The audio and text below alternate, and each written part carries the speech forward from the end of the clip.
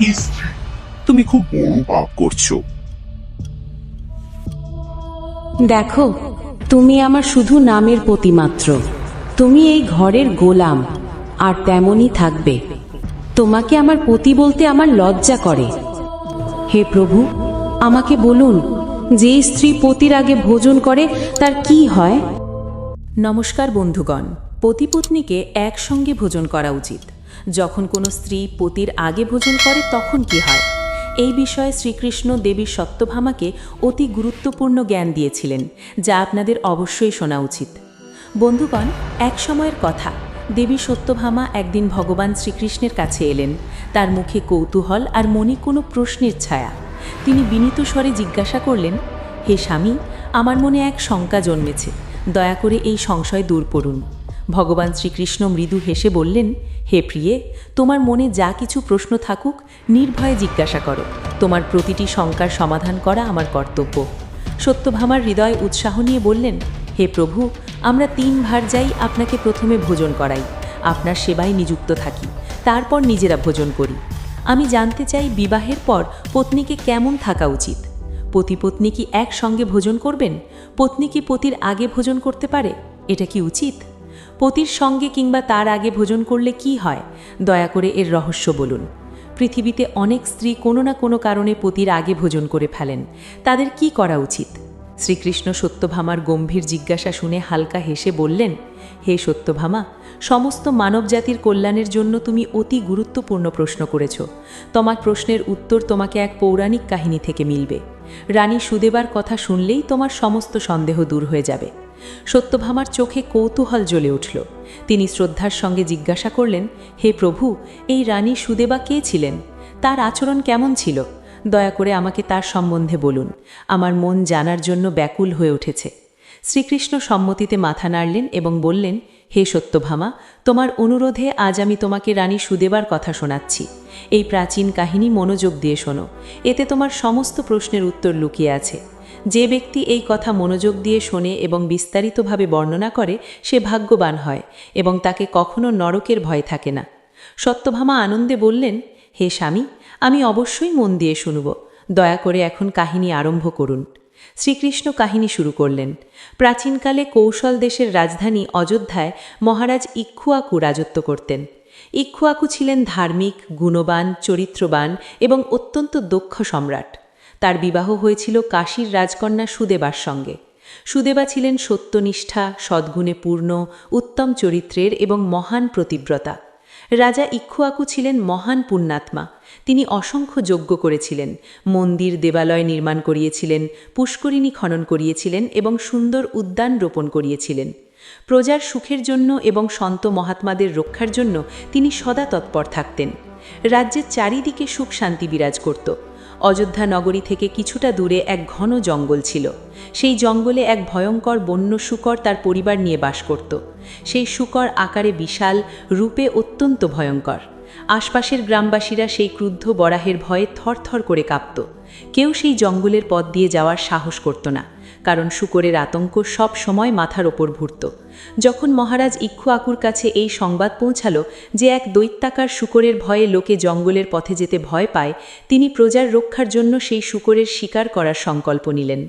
রাজা ছিলেন মহাবীর যোদ্ধা। তিনি পূর্বে অসংখ্য বিশাল সিংহ ও দুষ্ট রাক্ষসদের সংহার করেছিলেন।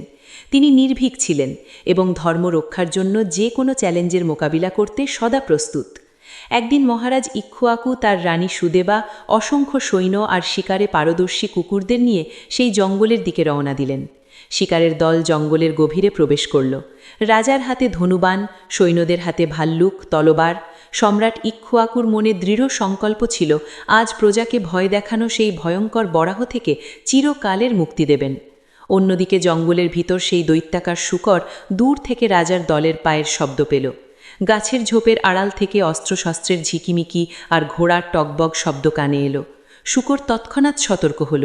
সে দেখল কৌশল দেশের প্রতাপী সম্রাট ইক্ষ্বাকু স্বয়ং সৈন্যবাহিনী নিয়ে তার শিকারে এসে পড়েছেন।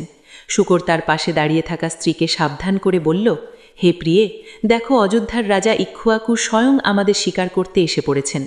তিনি মহাপরাক্রমশালী, তেজস্বী সম্রাট। তার সঙ্গে অগণিত শিকারী, অশ্বারোহী আর শিকারী কুকুর।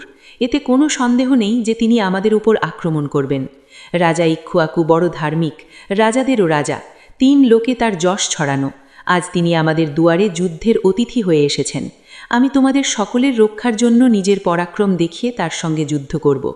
যদি যুদ্ধে আমি রাজাকে পরাজিত করি, 3 লোকে আমার কীর্তি হবে। আর যদি তার হাতে মারা যাই, তাহলে এই শূকর জীবনের বন্ধন থেকে মুক্ত হয়ে বিষ্ণু লোকে চলে যাব। আমি জানি পূর্বজন্মের পাপের কারণেই আমি এই শূকরের জন্ম পেয়ে। আজ হয়তো সেই পাপ থেকে মুক্তির সুযোগ এসেছে। শূকরের কণ্ঠে আসার দৃঢ় সংকল্প মিশেছিল। সে নিয়তির মোকাবেলা করতে প্রস্তুত।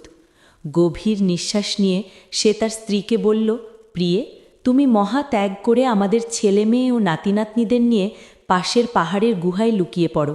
এখন সময় এসেছে আমি আমার পূর্বজন্মের পাপ থেকে মুক্ত হই। যখন মহারাজ ইক্ষ্বাকুর বাণ আমার শরীরে বিঁধবে, তখন তার প্রতিটি বাণে আমার পুরনো পাপগুলো পুড়ে ছাই হয়ে যাবে। শূকরের স্ত্রী এটা শুনে ব্যাকুল হয়ে উঠল। সে তার বিশালকায় বলিষ্ঠ পতিকে গভীর ভালোবাসত। তার চোখে জল এলো। গদগদ স্বরে বলল, হে নাথ, আমাদের ছেলেরা আপনার সাহস আর পরাক্রমের জন্যেই এই বনে নির্ভয়ে ঘুরে বেড়ায়, কোমল ফুল পাত নির্বিঘ্নে ছিঁড়ে খায়। আপনার ভয়ে কোনো শিকারী এই বনে পা রাখার সাহস করে না। সিংহ, নেকড়ে, এমনকি হিংস্র জন্তুরাও আপনার থাকতে আমাদের পরিবারের কাছে ঘেঁষতে পারে না। আপনি যদি আমাদের ছেড়ে যুদ্ধে যান এবং মৃত্যুবরণ করেন, তাহলে আমার আর এই কচি ছেলেমেয়েদের রক্ষা করবে কে? আপনার অভাবে আমরা সবাই অসহায় হয়ে যাব। পতি ছাড়া আমার জীবনের কী মূল্য থাকবে? সোনার গয়না পরেও স্ত্রী পতি ছাড়া শোভা পায় না। পতির উপস্থিতিতেই স্ত্রীর সৌন্দর্য আর সম্মান। আপনি না থাকলে আমার জীবন অন্ধকারময় হয়ে যাবে। হে প্রাণেশ্বর, আমি সত্যি বলছি, আপনি ছাড়া আমি বাঁচতে পারবো না। আপনাকে নরকে আর যেতে হয়, আমি আনন্দে আপনার সঙ্গে যাব। দয়া করে একা রাজার সামনে যাবেন না। আপনিও আমাদের সঙ্গে পাহাড়ের গুহায় লুকিয়ে থাকুন। আপনি কেন জীবনের আশা ছেড়ে আমাদের একা ফেলে যাচ্ছেন? আমাদের ছেড়ে যুদ্ধে গেলে আপনার কী লাভ? এই বলে বরাহের স্ত্রী ফুঁপিয়ে কেঁদে উঠল। তার হৃদয়ে আশঙ্কায় ভরে গিয়েছিল। সামনে ভয়ঙ্কর সংকট। একদিকে কর্তব্য আর বীরত্বের মর্যাদা, অন্যদিকে পরিবারের ভালোবাসা। পত্নী পতিকে হারানোর কথা ভেবেই কেঁপে উঠছিল। সে বারবার অনুনয় করছিল যেন তাদের সুখের সংসারটা ভেঙে না যায়। পতি তার করুণ কান্না শুনে চোখও ছলছল করে উঠল, কিন্তু মুখে কঠিন সংকল্প ফুটে উঠল। বিশালকায় শূকর কোমল স্বরে বোঝাতে লাগল, হে প্রিয়ে, তুমি বীরের ধর্ম বোঝো না, তাই এমন বলছো। যদি কোনো শত্রু কোনো বীরকে ললকার দেয়, যুদ্ধের নিমন্ত্রণ দেয়, তবে সেই বীরের লোভ কিংবা ভয়ে কাপুরুষের মতো লুকিয়ে পালানো উচিত নয়। যে যোদ্ধা ভয়ে লুকিয়ে পড়ে, তাদের 1000 যুগ ধরে কুম্ভীপাক নরকে সিদ্ধ করা হয়। কিন্তু যে বীর শত্রুর মোকাবেলা করে এবং যুদ্ধ করতে করতে বীরগতি লাভ করে, তার মৃত্যুর পর দিব্য লোক প্রাপ্তি হয়। আজ মহারাজ ইক্ষ্বাকু স্বয়ং আমাদের কাছে যুদ্ধের অতিথি হয়ে এসেছেন। অতিথির অপমান করা উচিত নয়। আমরা যদি তার আমন্ত্রণ থেকে পিছিয়ে পড়ি, তবে এটা অতিথির অপমান, যা সাক্ষাৎ ভগবান বিষ্ণুর অপমান বলে গণ্য হয়। তার মোকাবেলা করা আমার ধর্ম, আমার কর্তব্য। আমাকে আমার ধর্ম পালন করতে বাধা দিও না। স্ত্রী চোখের জল মুছে ধীর স্বরে বলল, হে প্রাণনাথ, আপনি যদি যুদ্ধ করাকেই ধর্ম মনে করেন, তবে ঠিক আছে, আমিও আপনার সঙ্গে যাব। আপনার পরাক্রমের সাক্ষী হব। ফল যাই হোক, আমি আপনাকে ছাড়ব না। বরাহের স্ত্রী হৃদয় দৃঢ় করল এবং ছেলেদের কাছে ডেকে ভালোবেসে বোঝাতে লাগল, হে বাছারা, আমার কথা শোনো। আজ রণভূমিতে স্বয়ং অতিথি পদার্পণ করেছেন। তোমাদের বাবা তার সঙ্গে যুদ্ধ করতে যাচ্ছেন, আর আমিও তার সঙ্গে থাকব। তোমরা সবাই ছোট ভাইদের নিয়ে পাশের পাহাড়ের গুহায় চলে যাও এবং সেখানে লুকিয়ে থাকো। মহারাজ ইক্ষ্বাকু মহাবলশালী। এই যুদ্ধে তিনি আমাদের সবাইতে সংহার করতে পারেন। তাই এক্ষুনি এখান থেকে পালাও এবং প্রাণ বাঁচাও। মায়ের বিভল কণ্ঠস্বর শুনে কচি শূকরছানাদের চোখে জল এলো, কিন্তু তারা সাহস সঞ্চয় করে একসঙ্গে বলল, হে মা, যে ছেলে বিপদে মা বাবাকে ফেলে পালায়, সে মহাপাপী। এমন নির্দম পুত্রদের ঘোর নরকে নিক্ষেপ করা হয়। যে নির্দয় সন্তান মায়ের দুধ খেয়ে বড় হয় কিন্তু বিপদে মাকে ছেড়ে পালায়, অথবা যে পুত্র পিতাকে সংকটে ফেলে পিঠ দেখায়, সে মরার পর কীট ভর্তি দুর্গন্ধময় নরকে পারে। আমরা আমার পাপের ভাগী হব না। তাই হে মা, আমরা আপনাকে কিছুতেই ছাড়ব না। ছেলেদের মুখে নিজেদের প্রতি এমন ভালোবাসা আর কর্তব্য বোধ শুনে মায়ের বুক ভরে এলো। সে এক মুহূর্তের জন্য সাহসী ছেলেদের বুকে জড়িয়ে নিল। এবার পরিবারের সব সদস্য যুদ্ধের জন্য মনস্থির করে ফেলেছে। তারপর কি? বিশাল বরাহ, তার স্ত্রী এবং সব ছেলে একসঙ্গে রণভূমির দিকে এগিয়ে চলল। কচি কচি শূকরছানারাও মা বাবার চারপাশে ঘুরে ঘুরে যেন তাদের রক্ষা করার শপথ নিচ্ছিল। পরিবার একত্রিত হয়ে জীবনের শেষ লড়াইয়ের জন্য এগিয়ে গেল। অন্যদিকে মহারাজ ইক্ষ্বাকু ও তার সেনা নিয়ে সেই স্থানে পৌঁছে গিয়েছিলেন যেখানে সামনে বরাহ পরিবার দাঁড়িয়ে। রাজা ইক্ষ্বাকু জঙ্গলি শূকরদের ঝাঁক দেখে তার শ্রেষ্ঠ যোদ্ধাদের ইশারা করলেন। অসংখ্য বলবান সৈন্য তলোয়ার ভাল্লুক নিয়ে শূকরদের শিকার করতে এগিয়ে গেল। দুই পক্ষ থেকে ভয়ঙ্কর যুদ্ধ আরম্ভ হল। চারিদিকে ধুলো আর রক্তের ছড়াছড়ি। শূকররা তাদের ধারালো দাঁত দিয়ে সৈন্যদের আক্রমণ করছিল, তাদের শরীরে গভীর ক্ষত করছিল। সৈন্যরা ভাল্লুক দিয়ে শূকরদের বিদ্ধ করছিল, তলোয়ারের কোপ দিচ্ছিল। চিৎকার আর গর্জনের শব্দে জঙ্গল কেঁপে উঠল। রানী সুদেবা নিজের রথ থেকেই সমস্ত দৃশ্য ভয়ার্থ হয়ে দেখছিলেন। একদিকে তার পতি ধর্মযুদ্ধ করছেন, অন্যদিকে একটি পুরো পরিবারের বিনাশের গাথা তার চোখের সামনে উন্মোচিত হচ্ছিল। কিছুক্ষণের মধ্যেই অনেক কচি শূকর যুদ্ধে কাটা পড়ে মাটিতে লুটিয়ে পড়ল। অনেকে ঘায়েল হয়ে তড়পাচ্ছিল। অন্যদিকে রাজা ইক্ষ্বাকুরও অনেক সৈন্য মারা গেল এবং অনেকে ঘায়েল হয়ে পিছু হটল। যুদ্ধ ছিল ভয়ঙ্কর, যেন প্রতিশোধ আর কর্তব্য মুখোমুখি ধাক্কা খাচ্ছে। অবশেষে যুদ্ধক্ষেত্রে শুধু সেই বিশাল বরাহ, তার স্ত্রী এবং ৫-৭ জীবিত ছানা বেঁচে রইল। নিজের অধিকাংশ সন্তানকে মৃত দেখে শূকরের হৃদয় চূর্ণ বিচূর্ণ হয়ে গেল। চোখের সামনে তার ছেলেদের নিষ্প্রাণ দেহ পড়ে আছে। ভয় আর শোকে ব্যাকুল হয়ে সে তার পতিকে আবার অনুনয় করতে লাগল। হে নাথ, আমাদের প্রায় সব ছেলেই মারা পড়েছে। এখন যে কয়েকটা কচি বাচ্চা বেঁচে আছে তাদের নিয়ে আমাদের সঙ্গে কোথাও দূরে চলুন, নইলে আমাদের সম্পূর্ণ বংশ নির্মূল হয়ে যাবে। এই বলতে বলতে তার গলা কেঁপে উঠল।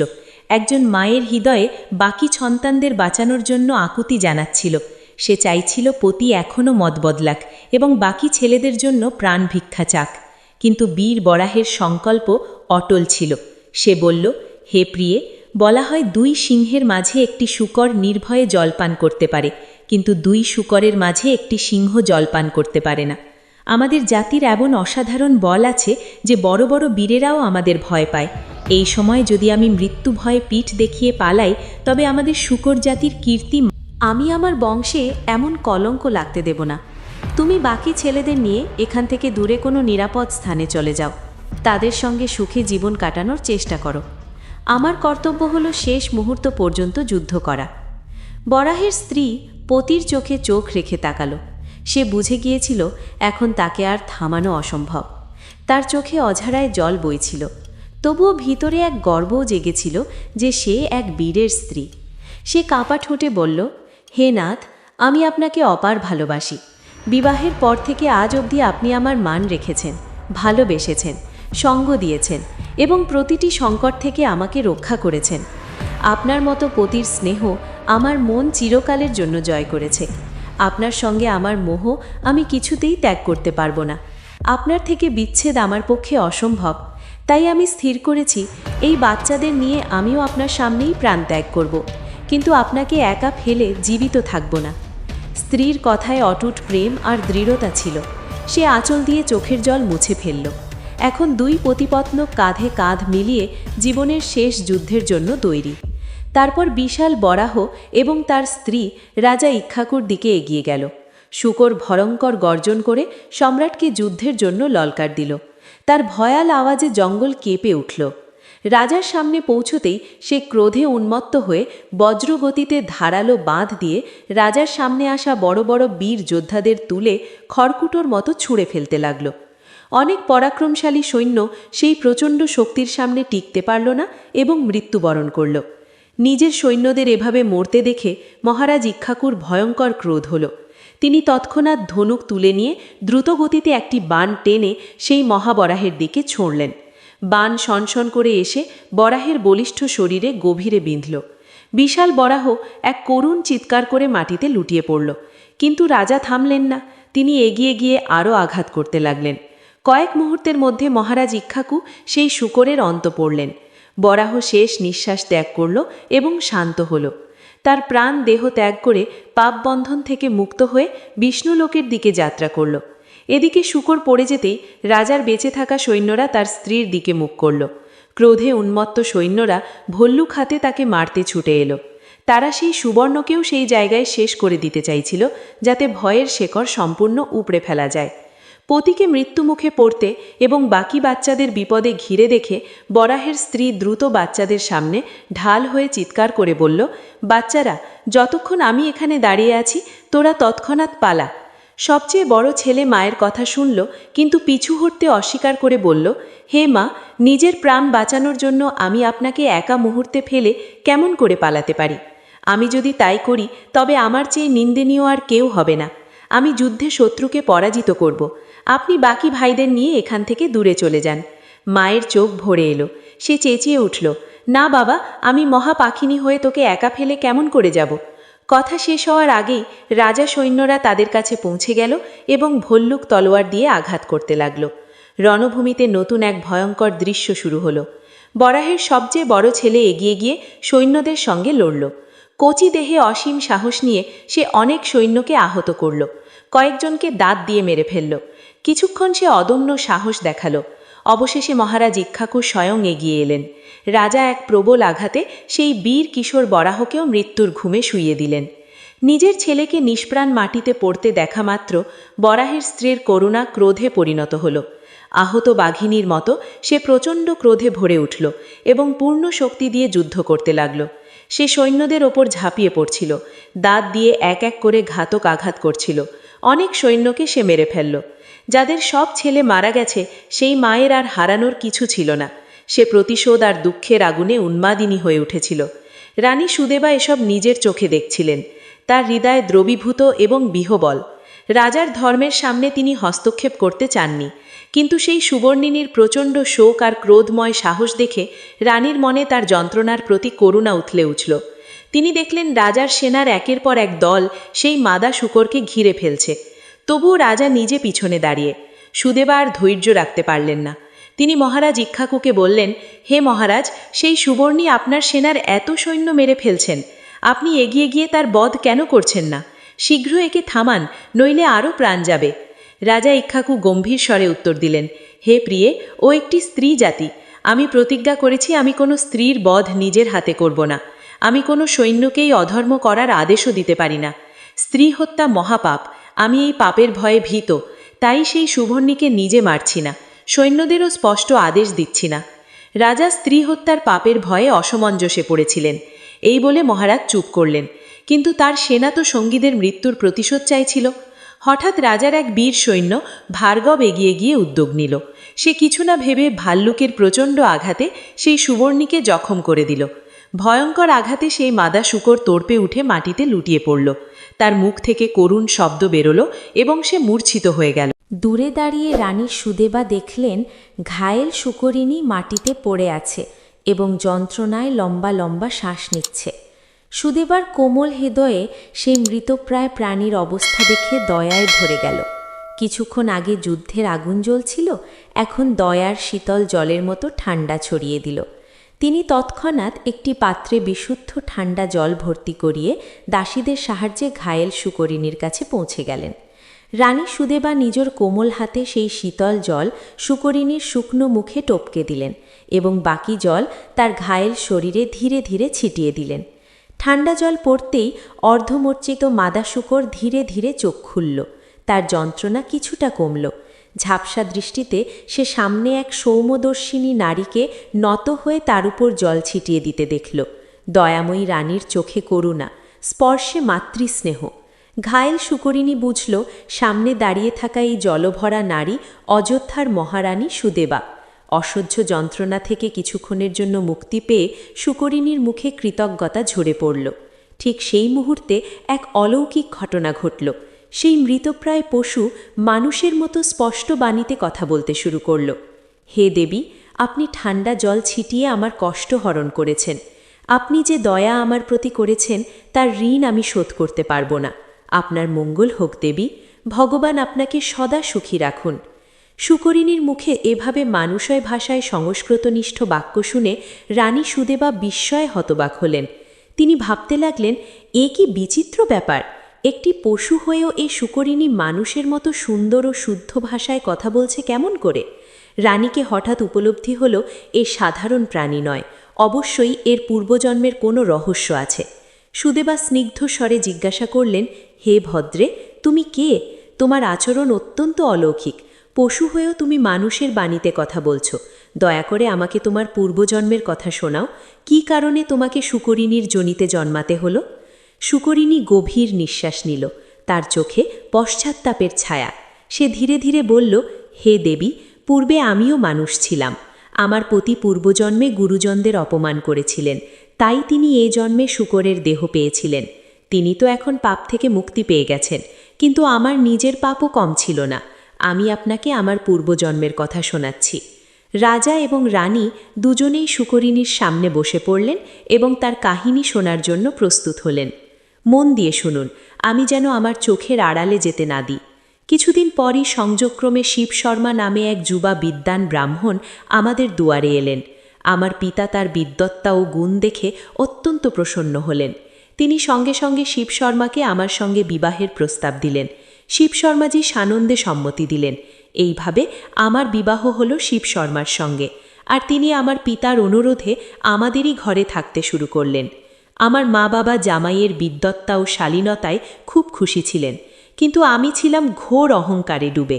মা বাবার আদর যত্ন আমাকে একেবারে বিকৃত করে দিয়েছিল। বিবেক আমার থেকে কোষ দূরে চলে গিয়েছিল। আমি প্রতিব্রতা ধর্মের লেশ মাত্র পালন করিনি। পতির সেবা তো দূরের কথা, কখনো তার চরণও স্পর্শ পর্যন্ত করিনি। উল্টে তাকে তিরস্কারের দৃষ্টিতে দেখতাম, প্রতি কথায় অপমান করতাম, তাকে নাম ধরে ডাকতাম, যা ঘরের সংস্কারে কঠোর নিষেধ। আমি এত উদ্ধত ছিলাম যে পতির ভোজনের আগেই নিজে খেয়ে নিতাম। এমনকি অনেকবার তাকেই বলতাম আমাকে খাবার পরিবেশন করে দিতে। আমি তার পত্নী হয়েও যেন রানীর মতো আচরণ করতাম, আর তাকে চাকরের মতো গণ্য করতাম। মনের ইচ্ছে মতো সবসময় স্বাধীন থাকতাম। মন চাইলেই ইতস্তত ঘুরতে বেরিয়ে পড়তাম। জড়া জড়া কথায় পতিকে খোঁটা দিতাম, উঁচু গলায় কথা বলতাম। আর সবচেয়ে বড় পাপ, আমি কখনো তাকে নিজের তন মন সমর্পণ করিনি, কখনো তাকে পতির অধিকার দিইনি। এক শয্যায় শোয়া তো দূর, স্পর্শ করতেও দিতাম না, যেন তিনি আমার পতি নন, পরপুরুষ। শিব শর্মা স্বভাবে অত্যন্ত শান্ত ও সহনশীল ছিলেন। আমার দুর্ব্যবহার তিনি দীর্ঘকাল ধরে সহ্য করেছেন। আমার কারণে তার হৃদয়ে কত আঘাত লেগেছে তখন আমার তা অনুমানও হয়নি। অবশেষে একদিন নিরাশা ও দুঃখে ভরা আমার পতি আমাকে ছেলে চুপচাপ কোথায় চলে গেলেন। পতির এমন আচানক চলে যাওয়ায় আমার পিতা গভীর আঘাত পেলেন। তিনি অত্যন্ত দুঃখ পেলেন। আমি দেখলাম সেদিন পিতার মুখ লজ্জা ও ক্রোধে লাল হয়ে উঠেছে। তিনি আমার মাকে বলছিলেন, হে প্রিয়ে, দেখো আমাদের জামাই শিব শর্মা আমাদের এই দুষ্টু কন্যাকে ছেড়ে চলে গেছেন। আমাদের ঘরে এই অনর্থ হয়ে গেল। সমস্ত দোষ আমাদের মেয়ের। জামাই তো মহাগুণবান ছিলেন। আমি কি করে জানব যে আমাদের সুকন্যা এত দুর্ব্যবহারী ও কুলকলঙ্কিনী হয়ে উঠবে? মাও দুঃখে বললেন, হে নাথ, মেয়ে আপনারই আদর যত্নে বেঁকে বসেছে। আপনি তাকে বাধা দেননি, শ্বশুরবাড়ি পাঠাননি, এই কারণেই এই দশা। বলে তো বিবাহিত কন্যাকে পিত্রালয়ে রাখা উচিত নয়। মায়ের ঘরে থেকে সে পথভ্রষ্ট হতে পারে। আমাদের মেয়ে পাপিনী হয়ে গেছে। একে পরিত্যাগ করে একে তার পতির কাছে পাঠাতে হবে, ভালো লাগুক আর মন্দ। মায়ের এমন কঠোর কথা শুনে পিতা ক্রোধে উদ্বেলিত হলেন। তিনি আমাকে ধমক দিয়ে বললেন, হে দুষ্টা, তুই আমাদের কুলে কলঙ্ক লাগিয়েছিস। তুই দুরাচারিণী। তোর কারণে শিব শর্মা আমাদের সবাইকে ছেড়ে চলে গেছেন। এখন তুই যার কাছে যেতে চাস যা, যেখানে তোর পতি আছে সেখানে যা, কিন্তু এই ঘরে তোর স্থান নেই। পিতার মুখে এমন কথা শুনে আমি স্তম্ভিত হয়ে গেলাম। প্রথমবার নিজের কর্মের জন্য আমার গ্লানি লাগতে লাগলো, কিন্তু অনেক দেরি হয়ে গিয়েছিল। আমি কেঁদে কেঁদে ঘর ছেড়ে বেরিয়ে পড়লাম। বাইরে সমাজে লোকে আমাকে আরও তিরস্কার করত। কেউ কুলোটা বলে ডাকত, কেউ পাপিনী। অন্যদিকে আমার মন পশ্চাত্তাপে ভরে গিয়েছিল। কোথায় যাব বুঝতে পারছিলাম না। অবশেষে আমি স্থির করলাম আমি আমার পতি শিব শর্মাকে খুঁজে বের করব এবং তার কাছে ক্ষমা ভিক্ষা করব। এক শহর থেকে আরেক গ্রাম, গ্রাম থেকে জঙ্গলে ভেসে বেড়াতে বেড়াতে অবশেষে সেই জঙ্গলেই এসে পড়লাম যেখানে শিব শর্মা সন্ন্যাস নিয়ে বাস করছিলেন। একদিন হাঁটতে হাঁটতে একটি ক্ষুদ্র কুটিরের দুয়ারে পৌঁছালাম। ক্ষুধা তৃষ্ণায় আমার দশা শোচনীয়, শরীর জীর্ণ হয়ে গিয়েছিল। দরজায় দাঁড়িয়ে কাঁপা গলায় ভিক্ষা মাগলাম। কুটিরের ভিতর থেকে এক মহিলা বেরিয়ে এলেন। তিনি মঙ্গলা নাম্নী। আমাকে দেখে ভিতরে স্বামীকে ডেকে বললেন, হে স্বামী, দুয়ারি এক দুঃখিনী দুবলা পতলা স্ত্রী ভিক্ষার জন্য দাঁড়িয়ে আছে। কুটিরের ভিতর থেকে যিনি বেরিয়ে এলেন তাকে দেখা মাত্র আমার চোখ আশ্চর্যে ভরে গেল। তিনি আমার পতি শিব শর্মাই। কয়েক মাস পরে তাকে দেখে আমি সেখানেই মাটিতে লুটিয়ে পড়ে ফুপিয়ে ফুপিয়ে কাঁদতে লাগলাম। অন্যদিকে শিব শর্মাও আমাকে তৎক্ষণাৎ চিনতে পারলেন। আমার দশা দেখে তার দয়া হলো। তিনি তার নতুন পত্নী মঙ্গলাকে বললেন, প্রিয়ে, এ আমার প্রথম পত্নী সুকন্যা, যে একসময় আমার অতি প্রিয় ছিল। ভাগ্যের লিখনে আমরা আলাদা হয়ে গিয়েছিলাম, কিন্তু এই মূলত খারাপ নয়, অজ্ঞান অবশতই এ ভুল পথে গিয়েছিল। তুমি একে সম্মানের সঙ্গে ভিতরে নিয়ে এসো এবং আশ্রয় দাও। পতির এবং কথা শুনে মঙ্গলা তৎক্ষণাৎ আমাকে ভিতরে ডেকে নিলেন। তিনি আমায় সান্ত্বনা দিলেন, পরার জন্য বস্ত্র দিলেন, ভোজন করালেন। আমার প্রতি কোনো ঈর্ষা বা বিদ্বেষ না রেখে অপার প্রেম নিয়ে ব্যবহার করলেন। মঙ্গলার সরল হৃদয় ও আমার পতির উদার স্বভাব দেখে আমার অন্তর আরও গ্লানিতে ভরে গেল। কিছুদিন আমি সেই কুটিরেই তাদের সঙ্গে রইলাম। একদিন আমি এক কোণে বসে মনে মনে নিজের কর্মের জন্য পশ্চাত্তাপ করছিলাম। ভাবছিলাম, মঙ্গলা কত সচ্চরিত্রা, কত মধুর স্বভাবের, আর আমি কত নীচ বৃত্তির ছিলাম। আমি কখনো আমার পতির যোগ্য ছিলাম না, অথচ আমার পতি ও তার নতুন পত্নী কত ভালো, যারা আমার মতো অপরাধিনীকেও আশ্রয় দিচ্ছেন। এই চিন্তা আসতেই আমার আত্মগ্লানি হৃদয়ে তীক্ষ্ণ শূলের মতো বিঁধতে লাগল। মাথা দুঃখ ও শোকে ফেটে যাচ্ছিল। অত্যধিক চিন্তা ও শোকে সেই মুহূর্তেই আমার হৃদয় কাজ করা বন্ধ করে দিল। বুকে প্রচণ্ড ব্যথা উঠল, আর আমি সেখানেই মাটিতে পড়ে গেলাম। সেই মুহূর্তে আমার প্রাণ বেরিয়ে গেল, আমার মৃত্যু হলো। দেবী সুবর্ণা আরও ভারী স্বরে বলতে লাগলেন। আমার মৃত্যুর পর দুজন যমদূত সেই স্থানে এলেন এবং আমার শুকনো নিষ্প্রাণ দেহ থেকে আমার আত্মাকে যমলোকে নিয়ে গেলেন। সেখানে ন্যায়াধীশ যমরাজের সামনে আমার সম্পূর্ণ হিসাব পেশ করা হলো। চিত্রগুপ্ত আমার সমস্ত পাপ পড়ে শোনালেন। যমরাজ কঠোর স্বরে বললেন, দূতেরা, এই পাপিনী স্ত্রী তার পতির ঘোর অপমান করেছে। এ পতির আগে ভোজন করত, পতিকে নাম ধরে ডাকত, তাকে ঘরের কাজ করাত, তার তিরস্কার করত। একে নিয়ে নরকে নিক্ষেপ করো। যমদূতেরা আমাকে ঘোষরাতে ঘোষরাতে ভয়ঙ্কর নরকে নিয়ে গেল। সেখানে যে যন্ত্রণা আমি ভোগ করেছি তার বর্ণনা শব্দে কঠিন। আমাকে অঙ্গার উগড়ে দেওয়া জ্বলন্ত গর্তে ফেলা হলো। ধোঁয়া ওঠা লোহার পুরুষ তৈরি করে আমাকে তাদের আলিঙ্গন করতে বাধ্য করা হলো। যে পতিকে আমি কখনো গলা জড়িয়ে ধরিনি, সেই অপরাধের ফলস্বরূপ জ্বলন্ত লোহার পুতুলকে গলা জড়িয়ে ধরতে হলো। আমি চিৎকার করলেও সেই নির্দয় যমদূতদের কিছুই এলো না। আমি অসংখ্য বছর ধরে নারকীয় যন্ত্রণা ভোগ করলাম। আমার আত্মার উপর জমা অহংকার ও পাপের কালিমা সেই দণ্ডগুলো ধীরে ধীরে পুড়িয়ে ছাই করে দিল। অবশেষে নরকে নিজের পাপের পুরো শাস্তি ভোগ করার পর যমরাজ আমাকে পশুজনিতে জন্ম দেওয়ার নির্দেশ দিলেন। তিনি আমাকে মানুষের দেহের যোগ্য মনে করলেন না।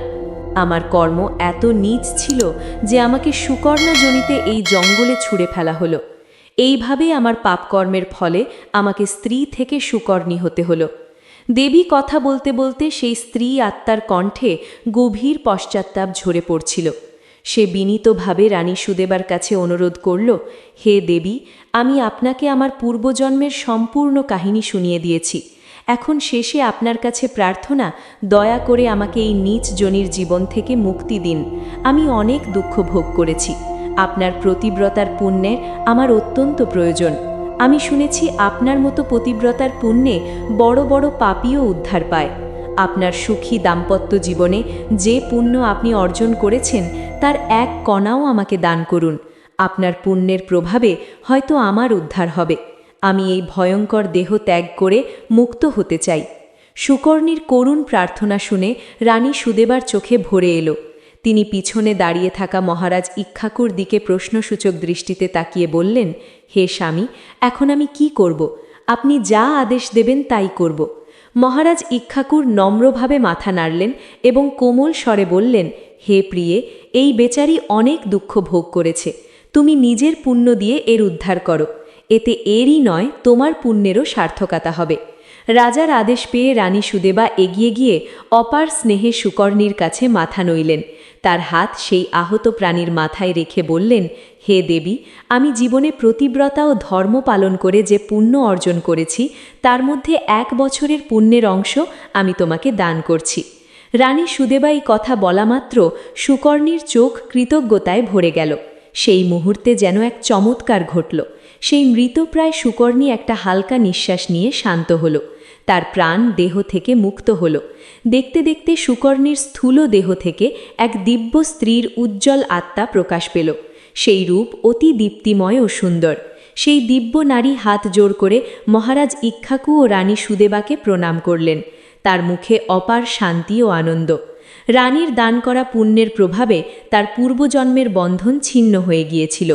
রাজা রানী আশীর্বাদ করে মাথা নেড়ে তাকে বিদায় দিলেন। সেই দিব্য যোশিতের মতো রূপবতী আত্মা আকাশের দিকে উঠলেন এবং পলকের মধ্যে সকলের চোখের সামনে বিষ্ণুলোকে চলে গেলেন। ওপরের আকাশে এক উজ্জ্বল কিরণের মতো তিনি অন্তর্হিত হয়ে গেলেন। রানী সুদেবা হাত জোড় করে ঈশ্বরকে ধন্যবাদ দিলেন যে তার ক্ষুদ্র কৃপায় একটা আত্মার উদ্ধার হল। রণভূমিতে এখন শান্তি নেমেছে। যুদ্ধ শেষ হয়েছে। মহারাজ ইক্ষ্বাকু প্রভুর স্মরণ করে পরিবার সহ নগরে ফিরলেন। তাদের হৃদয়ে এই অলৌকিক ঘটনার প্রতি গভীর শ্রদ্ধা জেগেছিল। রানী সুদেবা পরবর্তী জীবনে আরও মনোযোগ দিয়ে ধর্ম পালন ও সেবার ব্রত পালন করলেন। ভগবান শ্রীকৃষ্ণ কাহিনী শেষ করে সত্যভামার দিকে তাকিয়ে মৃদু হাসলেন। মধুর স্বরে জিজ্ঞাসা করলেন, হে সত্যভামা, এই মহান কাহিনী শুনে তোমার সমস্ত প্রশ্নের উত্তর পেয়ে গেছ, তাই না? শাস্ত্র কি বলে বুঝলে তো? সত্যভামার চোখ ছলছল করছিল, হৃদয়ে শ্রদ্ধায় ভরে উঠেছিল। তিনি শ্রদ্ধায় ভগবানের চরণ স্পর্শ করে আবেগ ভরা কণ্ঠে বললেন, হে স্বামী, আপনি আজ আমাকে অতি পবিত্র কাহিনী শোনালেন। আমার সমস্ত সংশয় দূর হয়ে গেছে। এখন আমি বুঝেছি পত্নী কখনো অহংকার করে পতির অপমান করবে না।